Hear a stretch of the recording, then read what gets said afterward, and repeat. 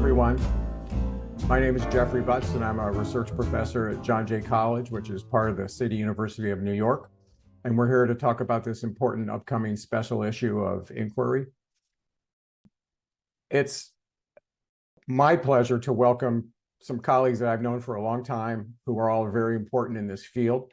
My co-editor of the special issue is Katerina Roman. I've known her since she was Katerina Guvis Roman at Temple University. Also, we have Andrew Papachristos from Northwestern University, who I believe is a sociologist by training. Alessandra Early, who is a colleague of mine at John Jay College, who focuses on qualitative evidence for public safety programs. And Daniel Webster from the Johns Hopkins School of Public Health, who's one of the foremost experts in our country about gun policy and gun violence prevention. So we'll be discussing this upcoming special issue and describe its purpose and talk about some of the challenges facing the research field as we all collaborate and work together to try to build evidence to reduce violence using a variety of perspectives, techniques, and tools. I would like to start off just by making a few points about the purpose of this special issue.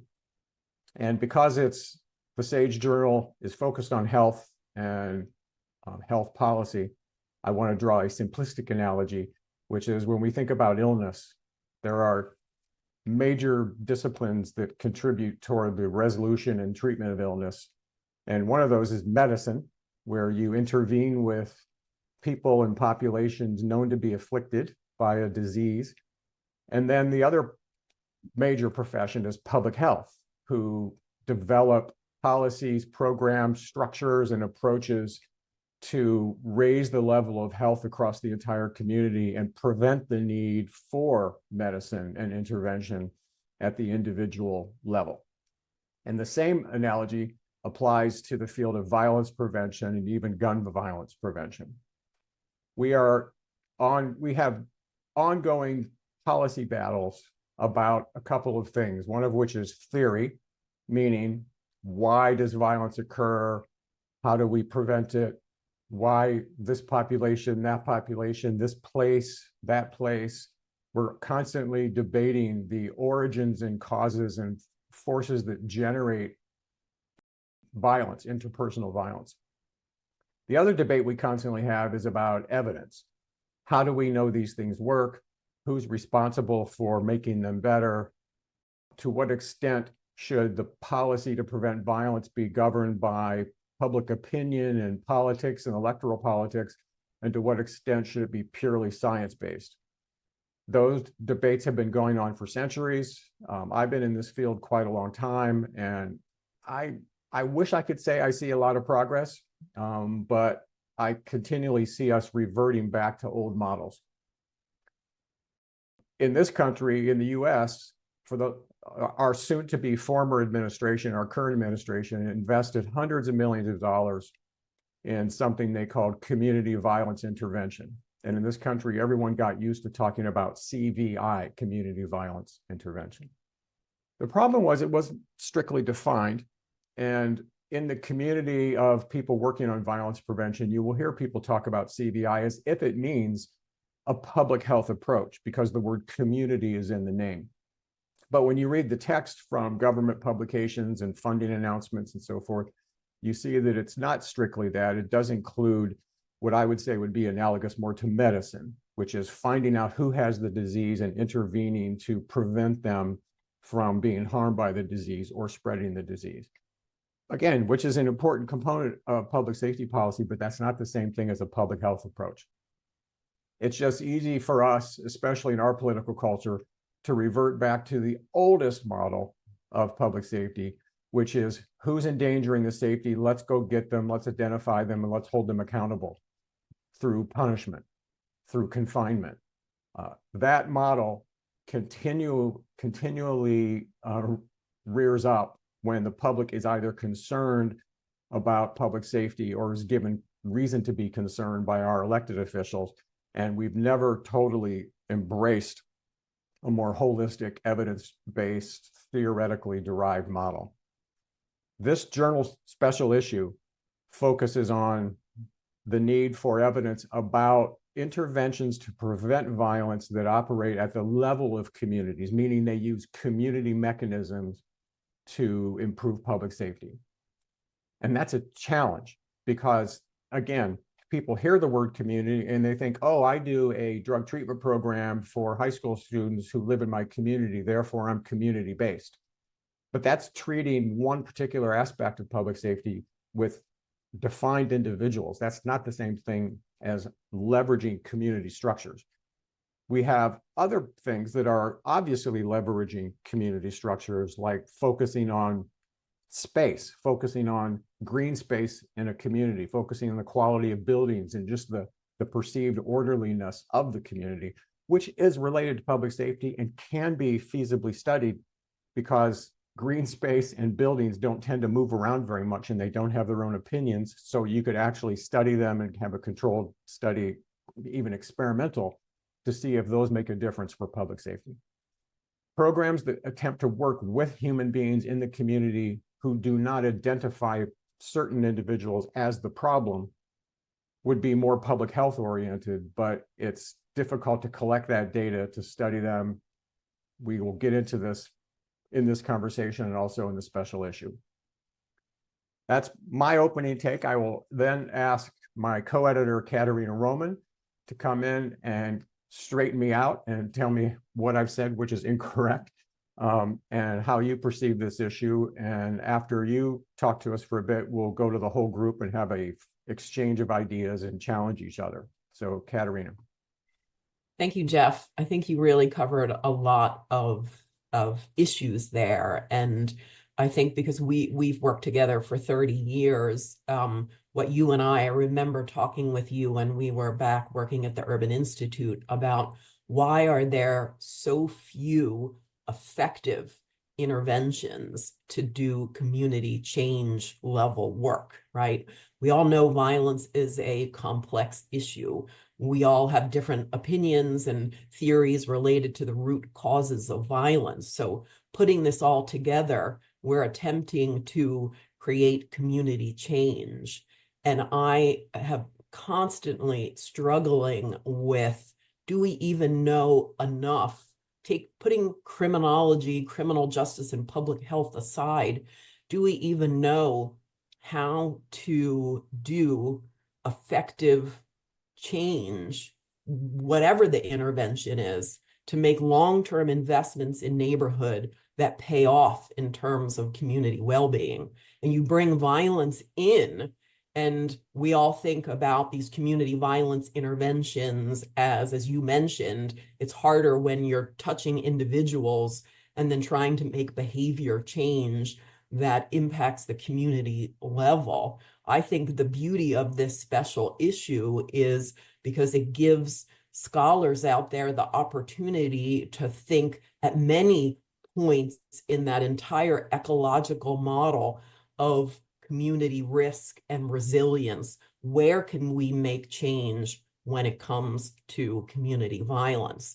So with the CVI, with the community violence interventions, just as you said, there's been this push-pull related to these person-focused interventions, these behavioral changes to make the change at the community level.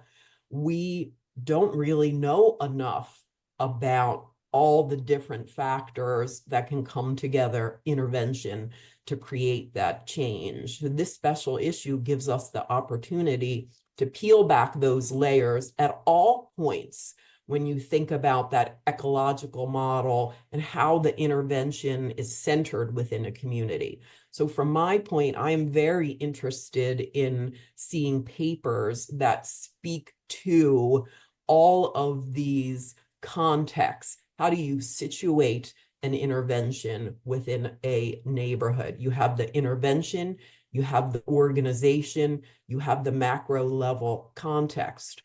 What is the right ingredients? Do we know enough about not just the mechanisms of change, but then that larger context of where and how the organization and the individuals doing that intervention work? How does that work? What are those layers? That I think is for me really exciting about this special issue. And unpacking that, not just the theory of change related to community-centered interventions, but thinking about these other factors that we often term them implementation science, but I don't think we need to even be that specific, but really welcome scholars who are thinking about the various layers. Maybe they interact, maybe they don't. Papers that are centered on these various features are going to be exciting to see for me. Well, I'll ask Daniel Webster to kick off the conversation if you're willing, because you're a recognized public health expert. And my question to you is, have you noticed that the field has been using the term public health in a very broad, undefined sense that means goodness and light and good intentions? Have you noticed that we've been abusing your field of interest as a name? Yes, I've been taking notice for about 30 years about that. And I believe I think I developed the first course on violence prevention in a school of public health back in 1993. And what I started to do with that course, and frankly continue to do, is to challenge public health students to define it themselves and to give them a broad array of things that should be considered if you're going to take a public health approach. Now, I differ a little bit, perhaps, from Jeff in the distinction between medicine and public health. I do emphasize that almost, the vast majority of what is done in the name of public health on this issue looks more like a medical or clinical model than sort of a comprehensive public health approach. The way I talk about it anyway is that medicine is just one branch of public health that, I think if you're going to be effective in reducing violence, you do actually need a good sort of clinically oriented mind to work with individuals who are already at very high risk, already probably engaged in violence, in order to address community violence. But that's not a full public health comprehensive approach. It's more of the things of what you and Katerina were emphasizing about the community conditions that are well studied, that we know are highly correlated and causally connected to rates of violence. And, sort of what I emphasize in my teaching and scholarship is, more than anything, a public health approach is creating conditions where people are safe. And that addresses, or should ideally address, the easy availability of firearms. It should address the concentration of alcohol outlets, something we know is causally connected to violence. It should address concentrated disadvantage and sort of the strength of community to come together and solve problems together, something that sociologists refer to as collective efficacy. There are more dimensions to this, and I love that you sort of in your opening remarks, Jeff, mentioned, the environmental conditions, changing blight, basically, creating green spaces, creating opportunities for community to actually come together to have strong social bonds so that they can have a healthy community where people promote norms that, go against violence. So I think that those are kind of some of the key elements. But I think, sadly, most of what is being done in the name of public health doesn't come close to this more comprehensive approach. I do want to really single out for praise some of the work that Eugenia South has done in Philadelphia University of Pennsylvania's Urban Health Lab. I think actually they may have renamed it something about health and justice. But the approach I really hold up to my own students as really being community focused and having a public health approach, and very much in partnership with community. They have facilitated changes that relate to, again, cleaning and greening and addressing vacant buildings, and also helping low-income homeowners maintain their homes in some of their studies, and a variety of things that all kind of connect to some of the basic research done, again, by some of the leading sociologists, that basically helps hold community together to reduce residential instability. So I think that there's, I guess also I want to emphasize that they address alcohol outlets as well. So I think they're touching a lot of these bases in a way that I really want to hold up as part of this very comprehensive approach, getting back to let's focus on changing conditions that promote violence and create conditions that constrain or prevent violence. At this point, I want to ask Alessandra to jump in. Alessandra, you must feel very confident about our public health future because we all have such great administrative data sets and from the police, and we can just analyze all our data and produce nice tables. And that's all we need, right? Absolutely. Yeah, so it's interesting because all of my work is qualitative. And so I spend a lot of time with people who are working in these programs, people who are affected by violence, community level stuff, shadowing staff workers who are implementing violence prevention. And a lot of the frustration that I've seen through some of the work that I've done rely upon this notion of what does it mean to interrupt violence?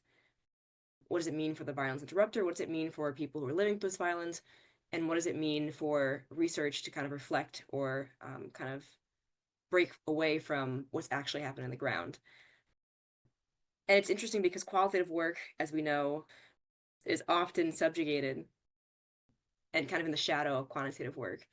So like you were saying, Jeff, kind of facetiously, this kind of work exists in that shadow. Then existing in the shadow means that we're not actually understanding what's happening. And we're also not understanding the real toll and the real cost of this. So not just financially, right? So qualitative work takes a lot of time. It's very costly. If you're working with grants, a lot of granting agencies don't want to spend a lot of that time or the money. It's hard to predict how many interviews you're going to get. It's hard to predict when you're going to reach saturation, theoretical saturation. And it's also hard to kind of ask these folks who are working these programs to take the time, because their time is sometimes related to loss of life, right? So some of the people that I interviewed, for example, were shot at. Some of the people that I talked to and shadowed were also experiencing a lot of mental health issues related to doing this kind of work. And then also they're not getting paid enough. They're not getting paid enough to get shot at, not getting paid enough to also be on the ground. And some of the programs that I'm also looking at explicitly do not work with the police, right? So in our society, we have agreed that the police are the ultimate sources of authority, right? So they're the ones who are supposed to intervene with violence. They're the ones who are supposed to break up these conflicts. But because we know there's a historical tension between the police and the communities in which they're policing, oftentimes working with the police is a hindrance, right? So they cannot work with the police because if they do, they're not considered to be credible, they're not considered to be legitimate, and therefore people who are engaging in violence may not want to work with them. So all this to say, some of this work can be very frustrating for a qualitative researcher, not only because we don't have a lot of the structures built in to support this kind of work, but also because it's very difficult to capture and represent accurately and ethically what it means for people to kind of navigate violence. I'll also say that a lot of these programs are understaffed. they're under budgeted, so they don't have a lot of money that's coming in to support them. There's a high turnover rate in some of these programs too, because the work is so challenging and so stressful. But what I found that has been incredibly meaningful for me to see, and where I do see hope for this kind of work, is that a lot of the folks that I've talked to, a lot of the folks that I've shadowed, when I've asked them about how they deal with burnout, how they deal with stress, a lot of them said that they are the work and that they cannot stop doing this work, largely because they come from these communities, they understand what it means to kind of experience this violence, and they've dedicated their lives to this kind of work. And so that's kind of where I see hope. That's also where I kind of see like a lot of the pressure or the tensions and frustrations that sometimes emerge in this kind of work. And then besides that, I mean, it's fascinating because even with this finite amount of resources that a lot of these folks are using and working with, they're still actively reaching some of their goals. So an example would be like Cure Violence, and Cure Violence has a lot of controversy, so I'm sure we're going to spend a lot of time talking about that. And it's been interesting seeing that kind of work kind of unfold in the public kind of realm, particularly in St. Louis, where I was working. Despite the controversy and all the kind of issues surrounding with the implementation of Cure Violence and stuff like that, what has been fascinating for me to see is that a lot of these goals that quantitative work suggests that Cure Violence, other programs are not reaching, so interrupting violence, right? How do we measure that? Is one intervention enough? Does it have to be 50 interventions a week? Like what is the measurement here? Quantitative research might say 50, qualitative research would say 1, right? So even then we have epistemological differences factoring in here. But a lot of participants that I talked to who are staff said that them doing the work was one way in which the program was reaching the goal. So being employed by Cure Violence, for example, being employed in this work is interrupting violence, because a lot of them beforehand were on the street actively engaging in violence. Them also treating themselves as their first participants, right? So setting themselves up as a model for the rest of their community was one way in which some people also reached their goal.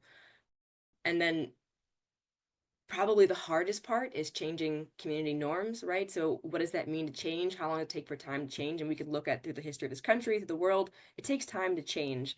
But granting agencies, general public, we don't want to wait that time. We don't want to put in that time and that effort to kind of spearhead that change or to give people a chance to change. That is often the biggest challenge for these programs, because again, change is hard to measure. Change is also hard to kind of wait for. But as I mentioned before, I do see a lot of hope doing qualitative work, because I think, again, while I don't necessarily think that quantitative work can exist without qualitative work can exist without quantitative work, stuff like that. I think they inform each other, but the over-reliance on quantitative work in particular, I think has kind of distorted the image or the possibility of the ways in which these programs can be successful. All right, thanks. So those of you watching this don't know that we're recording this very early in the morning. So I've saved Andrew Papachristos for last to give him time to wake up because he's an hour behind us. So Andy, I would ask you to start off addressing something which I think about all the time, which is the clumsy, simplistic way that academic research addresses this problem, or people who consume academic research. And the thing I'm thinking about is the unit of analysis problem, that it's easier to get good statistical results if you intervene with defined individuals and you know who they are and you have multiple contact with them. If you're comparing one community to another community or a neighborhood, you're just not going to get those kind of results statistically. And so we have a lot of people who just will do something, or I often blame elected officials for this. They tell their staffers, go do a search and find out which of these programs ranks most highly in some meta-analysis of program effects. And they always come back with, oh, here's the policing program and here's your psychotherapy, and I'm all done. And these programs never get supported in that world. How do we address that? Or first of all, do you agree that that's a problem, and how do we address it? Oh, what a good question. So I agree it's a problem, and I actually think the question will probably, my response might even thread together a couple of these previous comments, which is, you know, I'm a sociologist by training, you know, but I live in the public health world and the criminology world and sort of these other worlds. Secretly, I know Daniel's a sociologist too. Clearly Alessandra's response is kind of fitting in the space. But I bring that point when you start with the unit of analysis, because really sociology and early criminology focused on the fact that crime and violence were actually not the result of individual properties, but in fact these larger conditions. And that was sort of a major win for the establishment of the discipline, right? Which was like, well, why do crime rates continually to be high in neighborhoods as populations change over? And this is not just sort of, these scholars from Chicago, but also W.B. Du Bois looking at Philadelphia, European scholars really trying to understand this phenomenon, which led people to say, look, it's not actually the same, as some individual genetic defect. There's something in conditions that are socially constructed, segregation, migration patterns, like all of these things that contribute to something, which leads to these problems that Katerina was saying. It was like, well, how do you measure mechanisms at this sort of level? In contrast, almost all of our policy, and even when we think about medicine, trying to skew towards, personalized individual medicine, assumes that the things we see are the result of individual choices or decisions. And yes, economists talks about external constraints. And by the way, I make all kinds of good decisions, all kinds of horrible decisions. People make decisions. But really, when we think about unit of analysis, measuring the community is difficult, right? It's difficult because even communities don't agree. We can look at the most recent election. We can look at any community studies to say that the Greek community in Chicago agrees on something is absurd, right? As it's true of any community, the Latino community, the Black community, recently arrived citizens community, they all kind of differ. So when we think about these interventions, I think it poses all these problems. The thing is, we know how to measure these things. It's just a lot more complicated. It doesn't fit in a tweet or a soundbite. And actually, to go to sort of Daniel's comment, and to your setting this up, Jeff, like we use public health as a shorthand for not criminal justice has basically been the move. But when you get sophisticated to look at like what Daniel said in public health and medicine, there's primary care, secondary care, there are surgeons, there's nutrition, there's, mobility. There are all these dimensions of medicine, but that sort of nuance doesn't come into play. And when we think about, what we call CVI now, as Alejandro said, like people jump to cure violence. It's actually been around 100 years, if not longer. And it started, attached to settlement houses. It had sociologists and social workers involved. We think about Jane Addams' work and but the principle was again about a community level change. And it was about meeting individuals where they were, which wasn't in the classroom because they had been locked out or kicked out. It wasn't in the YMCA because they avoided the YMCA. I'm not blaming the YMCA, but whatever institute it was because of sort of mistrust or distrust. But when we think about the unit of analysis, I think that's the problem. What narrative dominates, particularly American mindset when it comes to policy? It's all individuals, right? From vouchers to opportunities, like it's about individual kind of and how we have those things. But a community intervention is not just getting more individuals to do things, right? I mean, it is, we're not going to arrest our way or CBI or, behavioral therapy our way out of the problem. It's more than that, though we need services for individuals.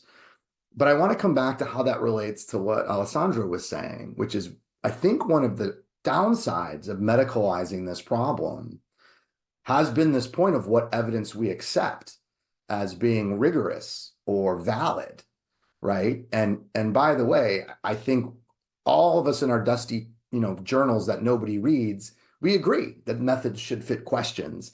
That's not what happens on the policy front, right? What happens on the policy front is we discount, as Alessandra just said, we discount certain types of things as less than rigorous, right? Or unable to answer causal questions, which are important.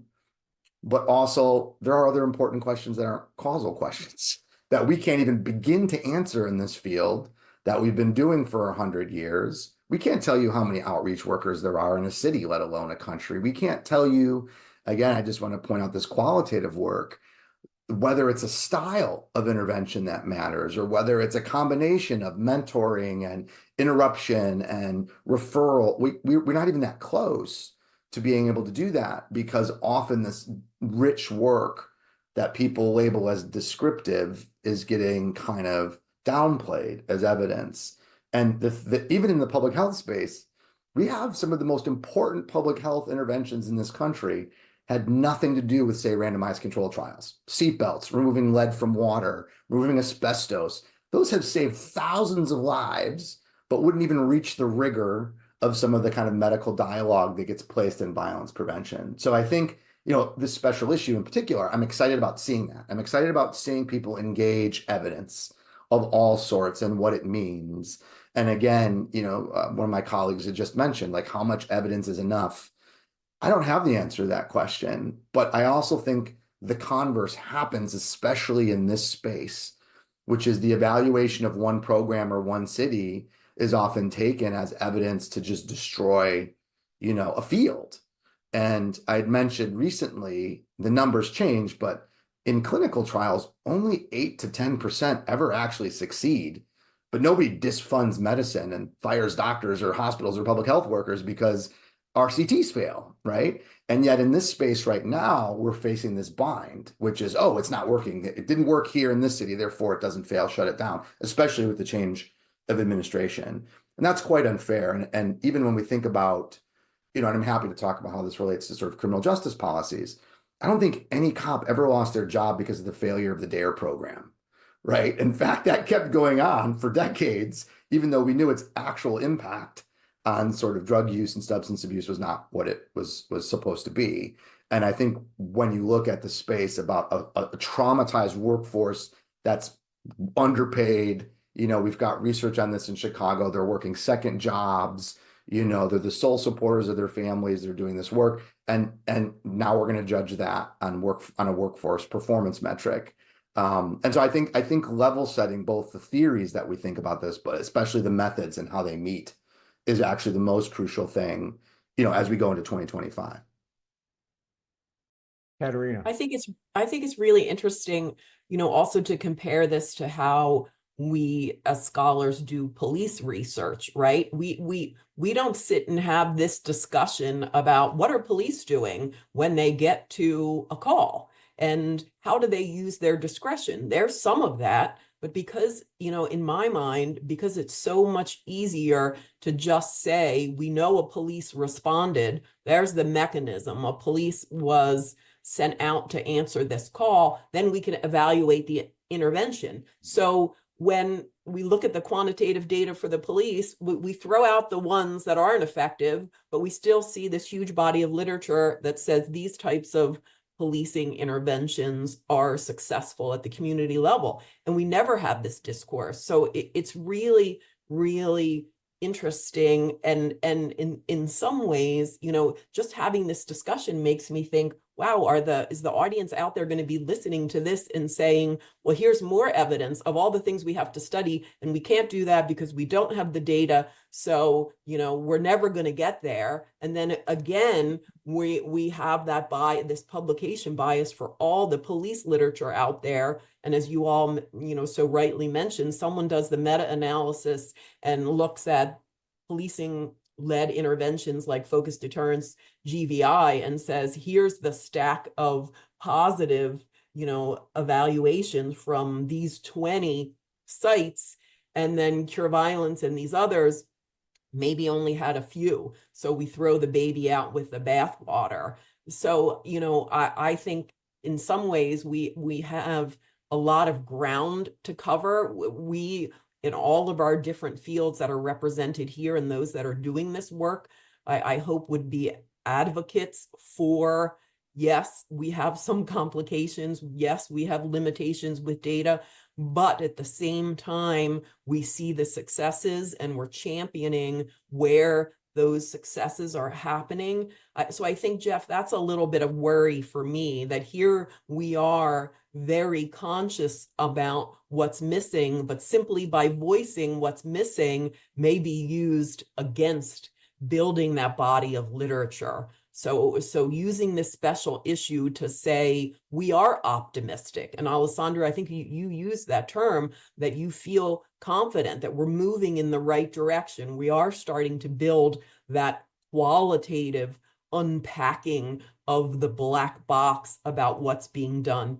Andrew, you threw out a bunch of things that we don't know, but it's been so rewarding to me going to the criminology conference, and I know seeing the agenda at the firearms research conference, that there are dozens of young scholars and others that are starting to do this work. And those are the papers we want to see, but at the same time, be voicing that there are successes and bringing those successes to light. Yeah, as you're all talking, I'm remembering one of my uncomfortable moments on a Zoom with a bunch of people talking about violence prevention. And I was focused on developing rigorous evidence. And I usually say in policy environments, you don't get by with stories, that there's always someone willing to vote to cut this program unless you can show them rigorous evidence. And I would see that as being protective. But then hearing this conversation and thinking about this issue, I also think as researchers, are we really helping? Precisely because of that, Katerina, I once did an interview with a reporter and was going into all the details and the complications of the research. And when the story came out, the headline they used was "Cure Violence, the evidence doesn't live up to the hype." And I felt like screaming, like, no, that's not what I was saying.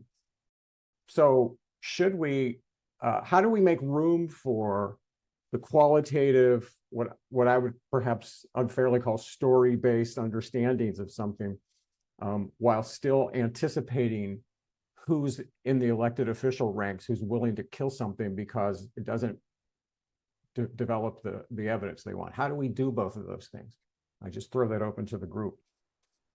I think, Andrew, we want to talk about a little bit about your work that's looking at the different levels where CVI comes together. I think that's really beneficial to the field.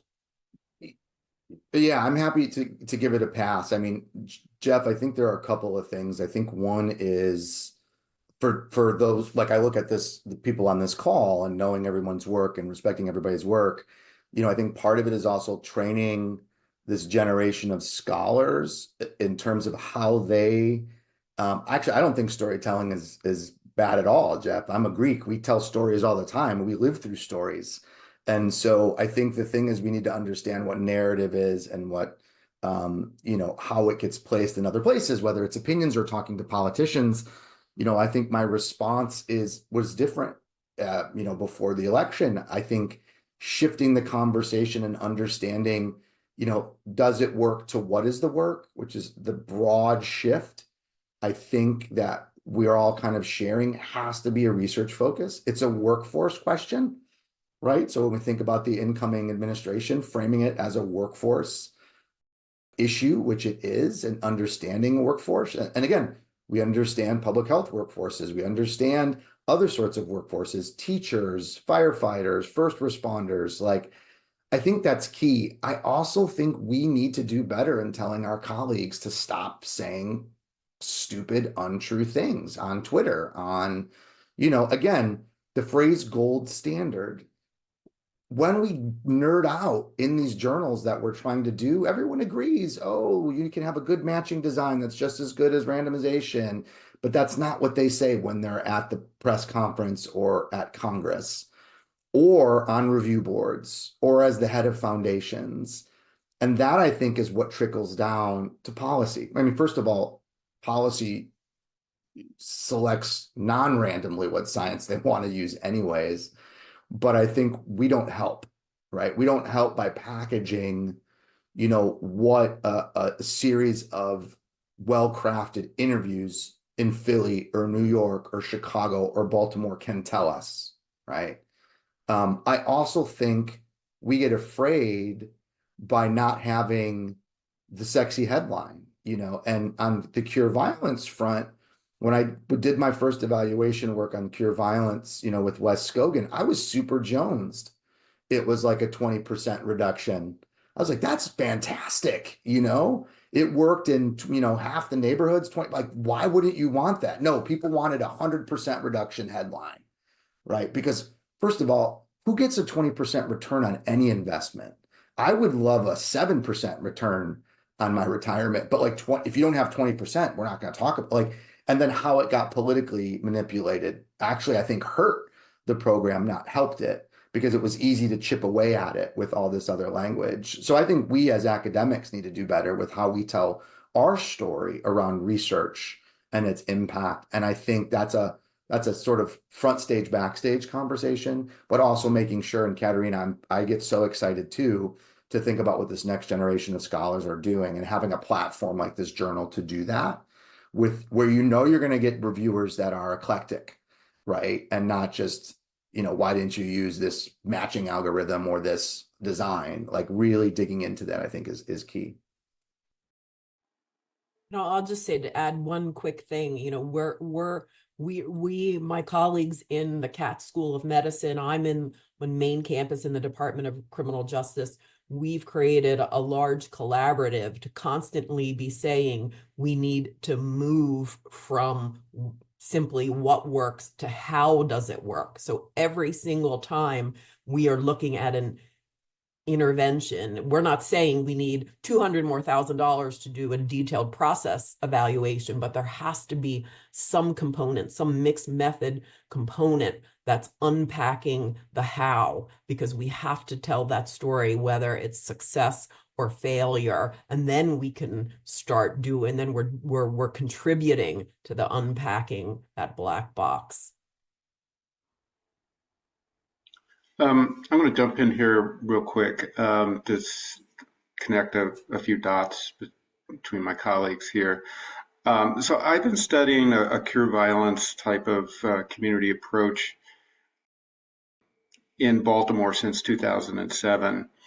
I believe 14 different neighborhood sites over that, beginning in 2007 to where we are now in 2024.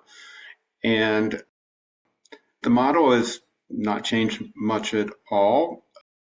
And over a span of time, and I think I've done about 4 different iterations of evaluations of that work, there's remarkable success stories to get very excited about, to underscore what Andy was saying.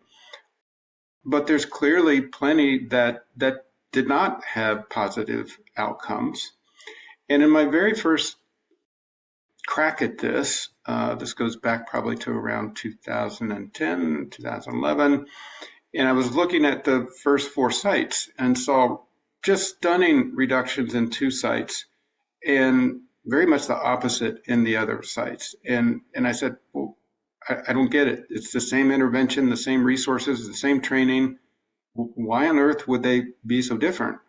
And of course, the only way I could know that is to talk to the workforce and to get their stories. Tell me, what in the heck is going on?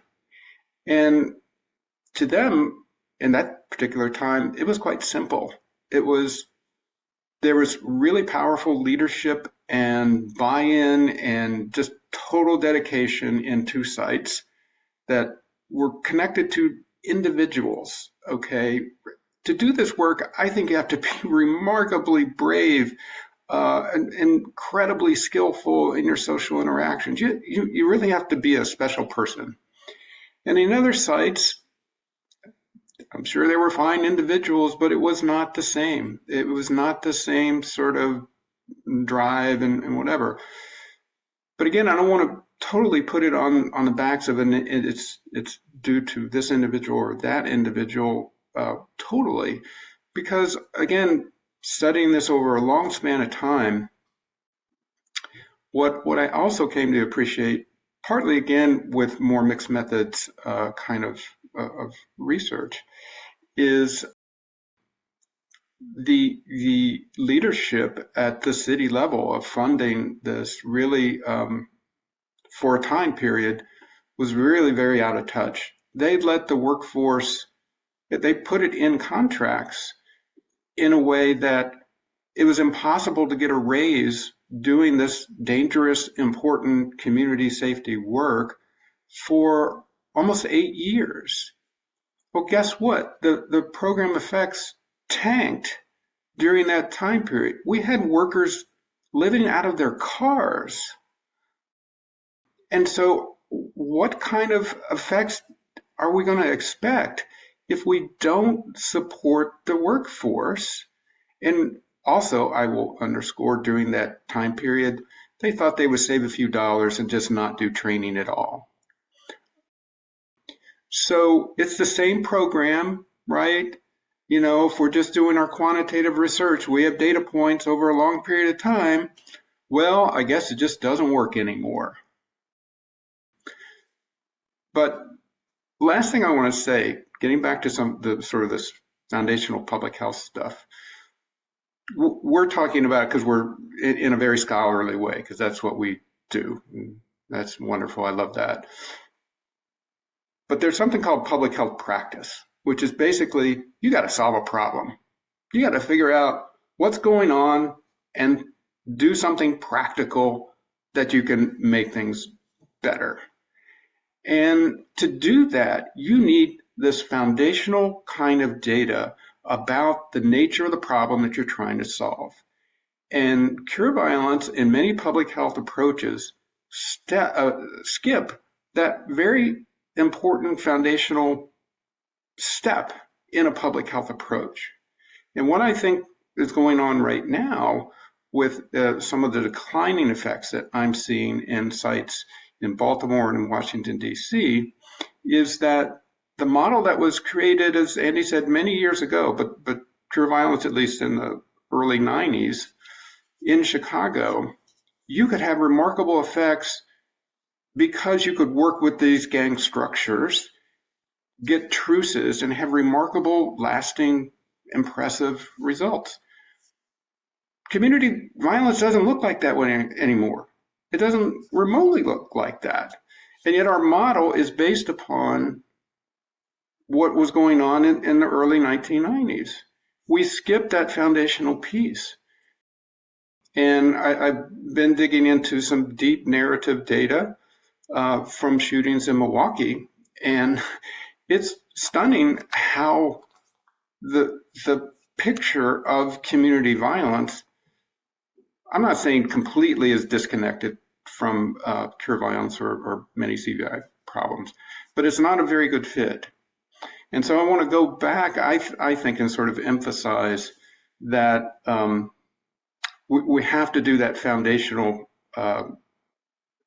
really in-depth examination.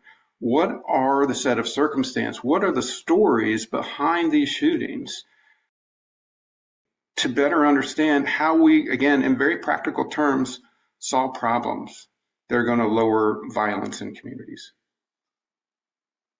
Well, I'm going to tell one more short story and then give Alessandra a chance if you'd like to say one more thing, and then we can wrap up. And my short story is I'm constantly having these same tensions about, and my question is, are we really helping? And I was on another conversation about this a while ago, and a person who was deeply involved in this work, after hearing me talk, sort of came at me and said, basically, get your face out of our community. We don't need this. We don't need your data and your statistics. And he said something like, we know what we're doing. We know how to do this. We don't need you questioning us all the time. And it didn't occur to me until he was done talking that the whole time he's on screen, he's wearing a clerical collar. And I thought, well, of course, he's faith-oriented. You're not going to question your faith. That's how he operates his whole life. That's his whole existence. And I think somehow we have to bridge this gap. Yes, faith, your desire to help your community generate your energy and your approach, and that's wonderful. But you need us as partners to help develop the evidence that the outside world may pay attention to. And I've said before to people, you need researchers as partners. Just don't let them at the podium or on stage with you. Have them in the back, helping you think about how to craft the questions, how to talk about the results, and then you lead. You're in front of the parade. You don't want us in the front because, as you were saying, Daniel, we love these conversations, but this is not the conversation to have with a group of neighborhood residents who are all concerned about their safety. We think this way, and you need the leadership at the community level, but they need us to help protect them from the future budget cutters and naysayers. And so we need to work as partners. And Alessandra, I don't want to force you to jump in, but if you have anything you'd like to say, this is your chance. Yes, no, thank you, Jeff. I think I think a lot of what I'm hearing is that we need to figure out how to get methods to talk to each other, and how to get us to talk to each other, right? So as I mentioned before, qualitative work cannot exist without quantitative work. The issue is that quantitative work is always in the forefront. And it's fascinating because kind of like what Andrew was saying about how this stuff is not new, in particular in criminal justice, criminology, the shift from focusing on who's creating all these issues, why they're creating these issues, to there's an issue in general, moving away from understanding how our environments are shaping these issues, the sociological and just larger systemic issues that we have, the structures that we have that encourage or force some people into these situations are also missed when we only look at quantitative data, right? Something that I found challenging but rewarding to do with my team in St. Louis when we were evaluating cure violence is having these conversations with each other. So I was working on the qualitative arm alongside folks working on the quantitative arm. And what we were doing is having conversations about, okay, what are you seeing? What am I seeing? And even though if you look at the results of our study, the quantitative work suggests that cure violence is not working, perhaps as intended, a lot of the qualitative work suggests that it is working. And when it got picked up by the media and just generally, a lot of the focus that happens just generally, as Jeff was mentioning, is that we lead with what is not working as opposed to what is working. And I think that change has to happen in these kind of conversation, these spheres. Change has to happen when both of the methodologies talk to each other, when we amplify the voices of the communities that are actually being harmed, right? So, I have 2 master's degrees and a PhD, and so that has given me legitimacy in the academy. But if I were to go on the streets and to try to do this work, I can't do this work. I don't have that kind of credibility. I don't have that resume that's needed. And so the skills that I have are overvalued in comparison to the skills that are needed to do this kind of work. So a researcher like me can help to kind of amplify these voices and can help to bring awareness to these kind of issues, but I can't do this work. We need to work in community with people who can do this work. And also understanding that they are people, right? And so as I believe as Daniel was mentioning the fact that some people were living in their cars, I talked to people who were at 4 a.m. getting calls from participants because they were afraid of a giant insect in their home, right? So professors work a ridiculous amount of hours, but I'm not getting calls from my students at 4 a.m. about an assignment. I might get an email, but I'm not going to respond to that email, right? Not particularly at 4 a.m. But these folks are on call 24/7. They are working and they are living the life. It's related to this kind of violence prevention work. And the fact that their stories and that their voices are being erased and replaced by numbers is a common issue that we continue to see in criminology, criminal justice, any of the ology kind of work, right? Any kind of these works, because we're so quantitatively focused. So I just think that change happens and change occurs when we work in conversation and community with people.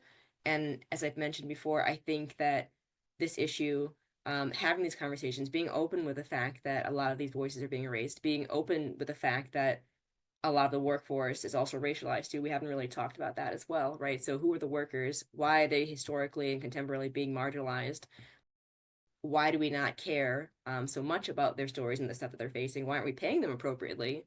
Right? So I get paid and I get all of my kind of accolades by building a career off of the stories, right? Of the stories of these folks. In comparison, their payment does not reflect the amount of work they're doing 24/7. So I just think that instead of fighting and focusing on whose method is better, I think we might need to develop new methods, right? So I'm a queer criminologist. I do a lot of work in queer criminology that kind of is focused on destabilizing and challenging these methods that we typically use. So challenging quantitative research, trying to queer quantitative research. I think it's time for us to queer this field. I think it's time for us to queer public health approaches and develop perhaps new methodologies, and as opposed to kind of what Andrew was saying, like one size fits all, and stop kind of using these kind of, or maybe it was Daniel, stop using these kind of methods that have been used in the 90s and stuff like that, and trying to figure out how do we develop new tools and resources that are actually representative of what we're seeing and is inclusive of the people that we're working with. Terrific. Thank you. Good final comment. I just want to thank all of the panelists for being here and participating in this conversation. Thank you again.